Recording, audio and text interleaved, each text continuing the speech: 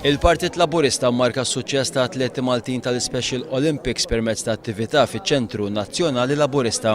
Dawn l-atleti ħadu sehem f'kompetizzjonijiet barra minn Malta fosthom European Football Tournament ta' Seven-a-Side f'Copenhagen id-Danimarka, kif ukoll fil-volleyball, atletika u triathlon.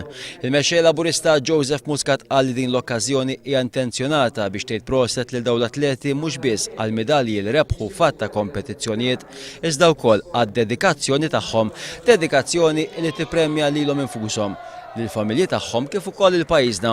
L-atleti lkoll ingħataw trofew kommemorattiv mill-Partit Laburista.